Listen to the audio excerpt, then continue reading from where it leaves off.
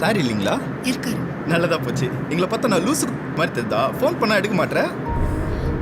Sir, அசிங்கமா பேசாதீங்க. இந்த மாதிரி உங்களை லோன் ரெக்கவரி ஏஜென்ட்ஸ் அசிங்கமா பேசுனாங்கன்னா நீங்க என்ன பண்ணணும்னு சொல்லி நான் சொல்றேன். அதுக்கு முன்னாடி இந்த மாதிரி ஒரு நாளைக்கு ஒரு யூஸ்ஃபுல் லீகல் இன்ஃபர்மேஷனாச்சும் கத்துக்கணும்னு நினைக்கிறீங்கன்னா மறக்காம ஃபாலோ பண்ணிக்கோங்க. இப்போ நீங்க பேங்க்ல போயிட்டு லோன் வாங்குறீங்க. சில தவிர்க்கவே முடியாத காரணத்தினால உங்களால அந்த லோனை ரீபே பண்ண முடியாம போயிருது. அப்போ கண்டிப்பா பேங்க் சைட்ல இருந்து எய்தர் பேங்க் எம்ப்ளாயிஸோ இல்ல லோன் ரெக்கவரி ஏஜென்சியோ அனுப்பி உங்ககிட்ட இருந்து காசை திருப்பி வாங்க ட்ரை பண்ணுவாங்க. லோன் ரெக்கவரி ஏஜென்ட்ஸும் இனிஷியலா நல்லா தான் பேசுவாங்க.